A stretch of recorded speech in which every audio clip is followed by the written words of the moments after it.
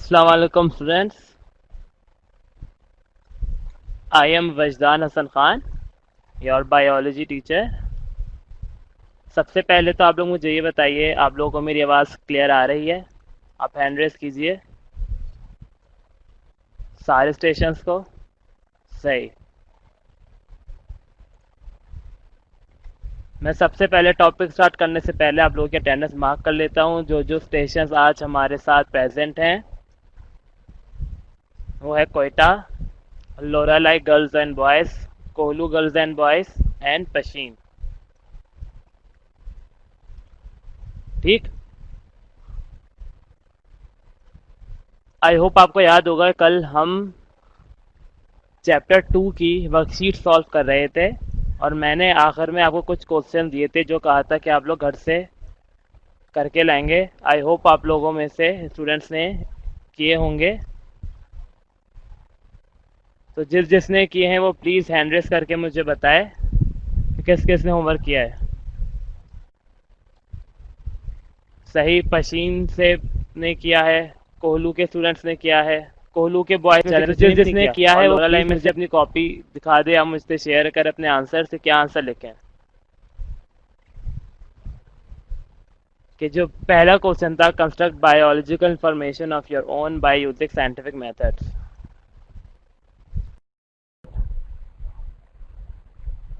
तो जिन जिन स्टूडेंट्स ने इसे सॉल्व किया है तो वेरी गुड। किन लोगों ने सॉल्व किया, बाकी स्टूडेंट्स को भी पार्टिसिपेट करना चाहिए। होमवर्क जो मैं दूं उसे सॉल्व करें, इससे आपकी प्रैक्टिस रहेगी और आपको चीज़ें जब पेपर का वक्त आएगा तो आपको चीज़ें याद करने हम अपना चैप्टर 2 जो है यहीं वाइंड अप करते हैं और अपना चैप्टर नंबर 3 जो कि है बायोडाइवर्सिटी उसे स्टार्ट करते हैं। तो लेट्स मूव ऑन। सही।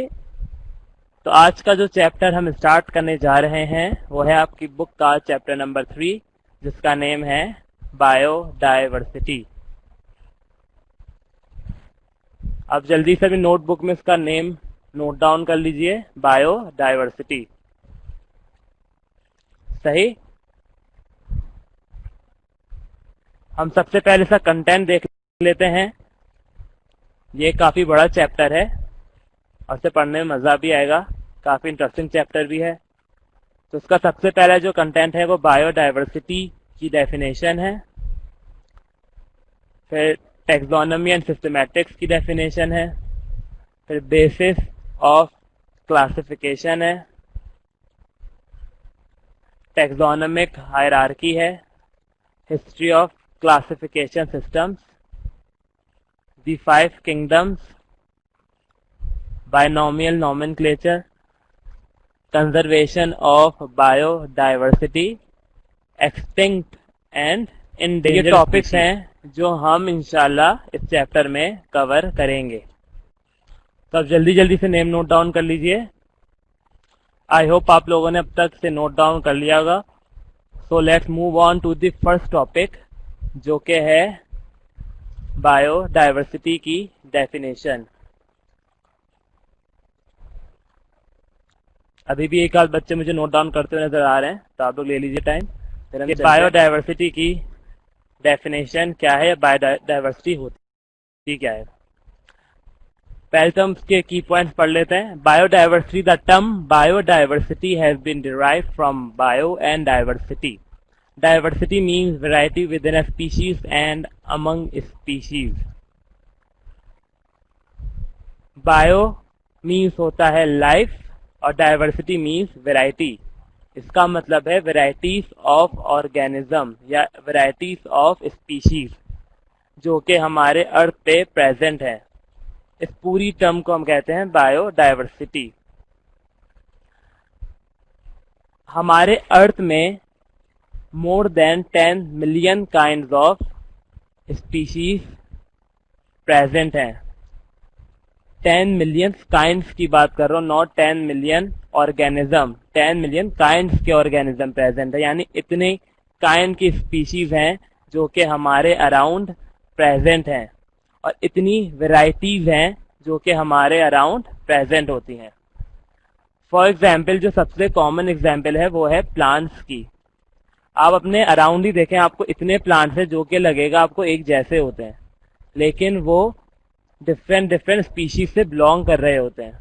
और सिर्फ प्लांट्स तो अलग बात है, प्लांट्स का जो लीफ का कलर होता है वो तक कितनी वैरायटीज में पाया जाता है। तो हमारा जो अर्थ है वो बहुत ज़्यादा एक डाइवर्स्ड है। डाइवर्स का मतलब जिसमें बहुत सारी वैरायटीज प्रेजेंट होती हैं। ये तो वो डेफिनेशन है जो कि हमारी बायोलॉजिकल टर्म है, लेकिन आप प्लांट्स और एनिमल्स की बात करें तो प्लांट्स और एनिमल्स जो है उनकी जो वैरायटीज हैं या उनकी जो प्रेजेंस है वो डिपेंड करती है क्लाइमेट पर कि किस तरह का क्लाइमेट है, कि किस क्लाइमेट में किस टाइप की स्पीशीज प्रेजेंट है या किस टाइप का सॉइल है, या किसी दूसरी स्पीशीज के प्रेजेंट होने से भी कोई दूसरा स्पीशी एग्जिस्ट कर रहा होता है। अच्छा, दो टर्म्स हैं फ्लोरा एंड फौना। आप अपने पास नोट कर लीजिए, फ्लोरा FLORA। फ्लोरा मीन्स होता है diversity of plants. Flora in biological language, flora means diversity of plants. और दूसरा वर्ड होता है फौना, FAUNA। इसका मतलब होता है डाइवर्सिटी ऑफ एनिमल्स। यानी अगर आप कभी वर्ड सुने कि पाकिस्तान का फ्लोरा क्या है, तो इसका मतलब है कि वो सारे प्लांट के स्पीशीज जो कि पाकिस्तान में प्रेजेंट होते हैं। सिमिलरली अगर कोई कहे कि पाकिस्तान का फौना क्या है, तो वो सारे एनिमल्स जो कि पाकिस्तान में प्रेजेंट है। इस चीज को हम कहते हैं फ्लोरा एंड बायोडाइवर्सिटी। जो होती है वो हर एक अर्थ के हर एक जगह पे आपको मिलेगी। वो आपको मल्टी सेलर से लेकर यूनिसेलर ऑर्गेनिज्म तक में मिलती है, और इतनी ज्यादा मिलती है कि आप अब तक बहुत सारे जो स्पीशीज हैं उनकी डिस्कवरीज भी नहीं हुई हैं।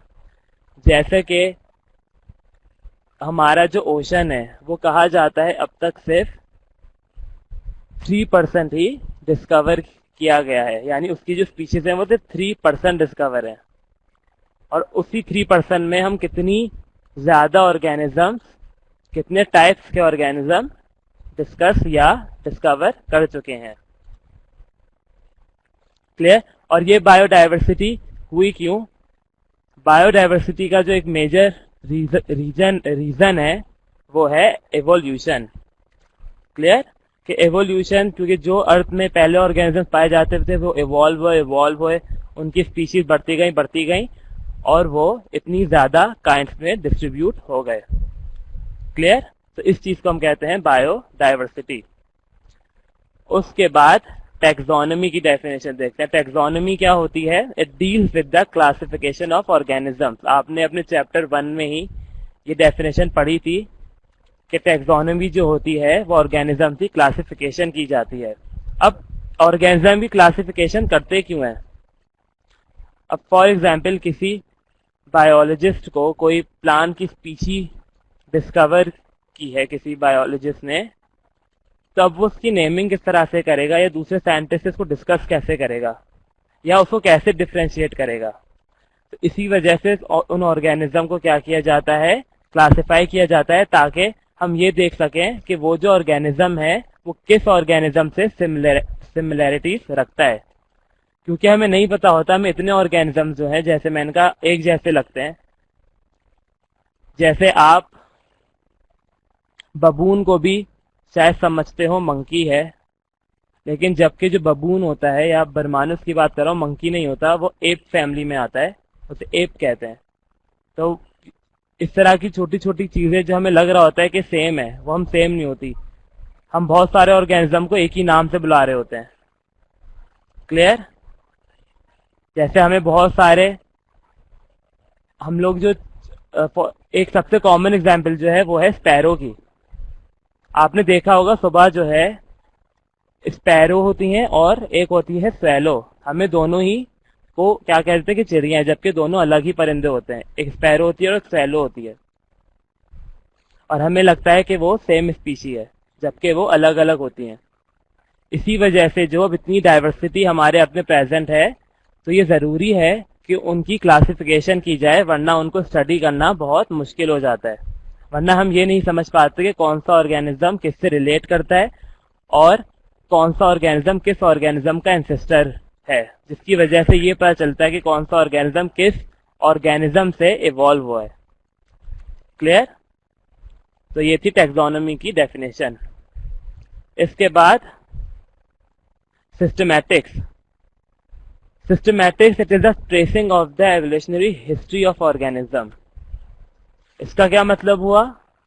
ये देखना कि कौन सा ऑर्गेनिज्म किस ऑर्गेनिज्म से जाके लिंक करता है इन टर्म्स ऑफ एवोल्यूशन।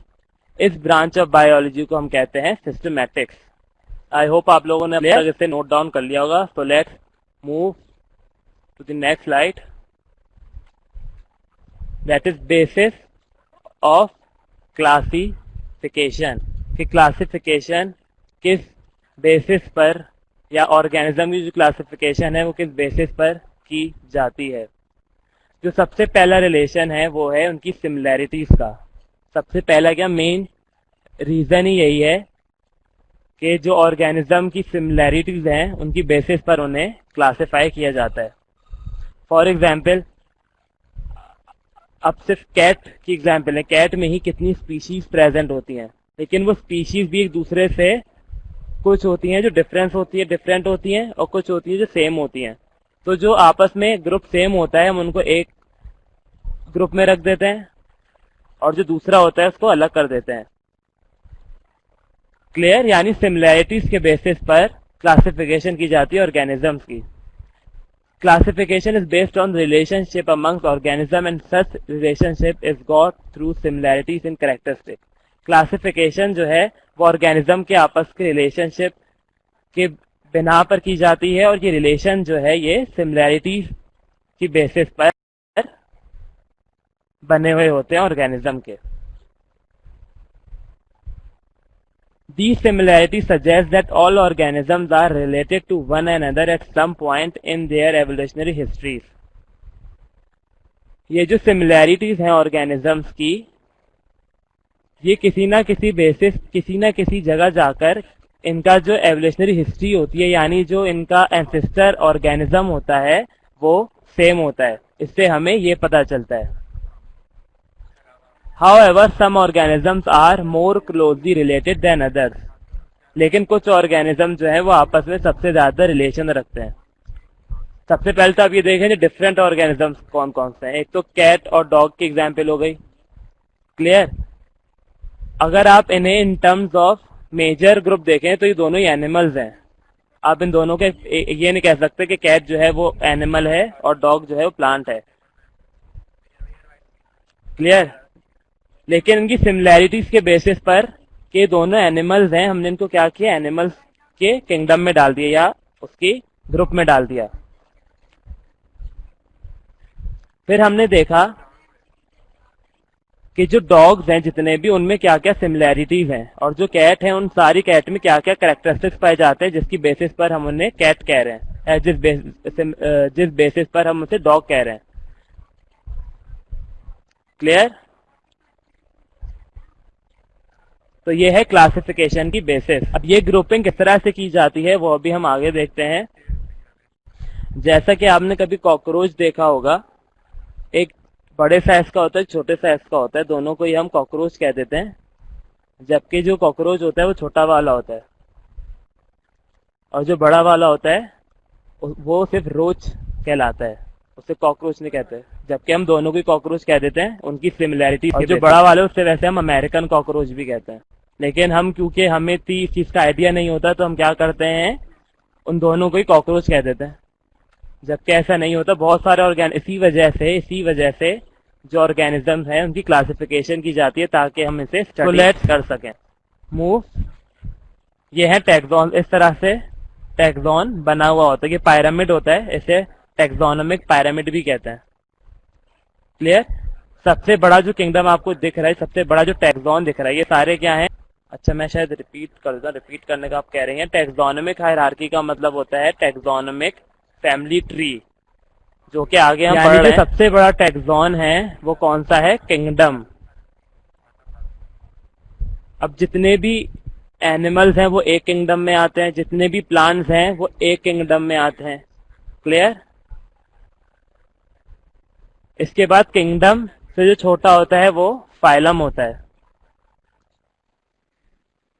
फिर फाइलम की और डिवीजन होती है क्लास, फिर क्लास के बाद होता है ऑर्डर, फिर फैमिली, फिर जीनस, फिर स्पीशीज। क्लियर? अब हम एक एक करके सबको पहले पढ़ते हैं। किंगडम जो कि सबसे हाईएस्ट लेवल होती है क्लासिफिकेशन की। जो 5 मेजर किंगडम है उनके नेम है kingdom animalia, kingdom Plantae, kingdom fungi, kingdom protista और किंगडम प्रोकैरियोट। ये हम डिटेल में इंशाल्लाह आगे ही पढ़ेंगे, अभी मैंने सिर्फ नेम इनके आपको बता दिए।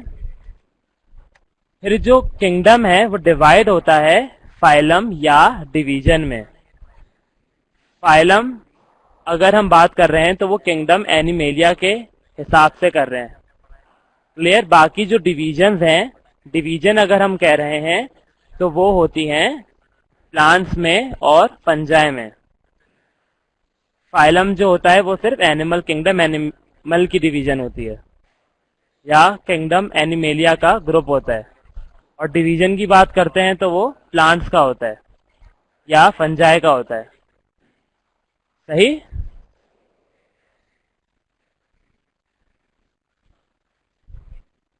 Kingdom the highest level of classification phylum. The kingdom जो है फिर डिवाइड होता है फाइलम में। फिर फाइलम जो डिवाइड होता है वो क्लासेस में होता है। फिर क्लासेस डिवाइड होती हैं ऑर्डर में।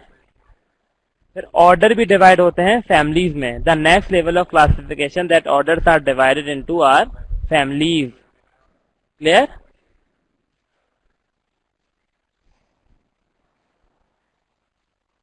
किंगडम जो है वो हाईएस्ट लेवल होता है। फिर हम सिमिलैरिटीज और डिफरेंसेस के बेसिस पर क्या करते हैं? उनके फाइलम बनाए हुए हैं। फिर फाइलम में भी ऑर्गेनिज्म जो होते हैं वो कुछ ऑर्गेनिज्म की कैरेक्टरिस्टिक्स अलग होती हैं, कुछ ऑर्गेनिज्म कैरेक्टरिस्टिक्स अलग होती हैं, तो हम क्या करते हैं? उसे क्लासेस में डाल देते हैं। इसी तरह क्लासेस में भी इसी तरह होता है, कैरेक्टर्स की सिमिलैरिटीज और डिफरेंसेस, तो हम उनके ऑर्डर्स बना देते हैं। फिर ऑर्डर से फैमिली, और फैमिली के बाद जो आता है उसे कहते हैं जीनस। जो किंगडम के बाद फैमिली के बाद जो फैमिली डिवाइड होती है वो होती है जीनस में।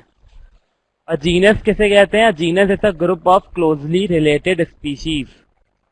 यानी जो फैमिलीज होती हैं वो डिवाइड होती हैं जीनस में। फिर जीनस में हर जीनस का अपना स्पेसिफिक स्पीशी होता है। और स्पीशी की एक डेफिनेशन है, स्पीशी किसको कहते हैं? A group of closely related organisms that are very similar to each other and are usually capable of interbreeding and producing fertile offspring. इसका क्या मतलब होता है? जो स्पीशीज होती हैं वो एक दूसरे से बहुत ज्यादा सिमिलर होती हैं और नॉर्मली क्या होता है? इंटरब्रीडिंग नेचर की होती हैं। यानी ऐसा नहीं होता कि वो डिफरेंट ऑर्गेनिज्म से जाके इंटरब्रीड करें, वो आपस में इंटरब्रीडिंग का प्रोसेस करती हैं या उनमें इंटरब्रीडिंग होती है। ऐसा नहीं हो सकता कि कैट फैमिली का मेंबर डॉग के साथ इंटरब्रीड कर सके या डॉग फैमिली का मेंबर मंकी के साथ कर सके। कैट मेंबर का जो स्पीशी होगी वो कैट से ही इंटरब्रीड करेगी, यानी ब्रीड करेगी। तो ब्रीडिंग विद इन स्पीशीज जो होती है उसे हम कहते हैं इंटरब्रीडिंग। इंटरब्रीडिंग के का भी आप पॉइंट नोट कर लीजिए कि इंटरब्रीडिंग किसे कहते हैं? Breeding with in species. Species जो होती हैं वो बहुत ज्यादा क्लोजली रिलेटेड ऑर्गेनिजम्स होते हैं। जैसे ह्यूमन है वो एक स्पीशी है, कैट जो है वो एक स्पीशी है, डॉग जो है वो एक स्पीशी है। क्लियर? इनफैक्ट अगर आप कैट्स की भी डिफरेंट स्पीशीज की बात करें तो कैट में भी अगर पर्शियन कैट की बात करें तो वो एक स्पीशी है, साइमीज कैट जो है वो एक स्पीशी है। क्लियर? या स्फिंक्स कैट है वो एक स्पीशी है, यानी कैट में भी डिफरेंट डिफरेंट स्पीशीज होती है। इन शॉर्ट स्पीशीज उन ऑर्गेनिजम्स को कहते हैं जो आपस में इंटरब्रीड कर सकें या इंटरब्रीडिंग कर सकें। क्लियर? और इंटरब्रीडिंग क्या होती है? ब्रीडिंग विद इन स्पीशीज,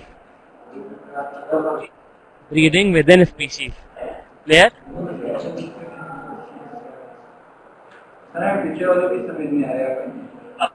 तो आज का जो सेशन है हमारे यही वाइंड अप होता है। अब हम अपना क्वेश्चन आंसर का सेशन कर लेते हैं। किसी को कोई भी क्वेश्चन है तो प्लीज वो पूछ लीजिए। अच्छा, तो फिर मैं इसे नेक्स्ट क्लास में दोबारा रिपीट कर दूंगा इस वाले टैक्सोनॉमिक हायरार्की को आप स्पीशीज रहिए, ठीक है। ब्रीडिंग का मतलब होता है रिप्रोड्यूस करना, यानी ऑर्गेनिज्म के पास कैपेबिलिटी हो कि वो रिप्रोड्यूस कर सके, यानी अपने ही जैसा दूसरा ऑर्गेनिज्म वो प्रोड्यूस कर सके। इस चीज को कहते हैं ब्रीडिंग। और इंटरब्रीडिंग का मतलब होता है जो कि सेम स्पीशीज करे, यानी ब्रीडिंग। और आप इंटरब्रीडिंग का मतलब लिख लीजिए ब्रीडिंग विद इन। अच्छा, फिर अभी तो क्लास का टाइम खत्म हो गया है।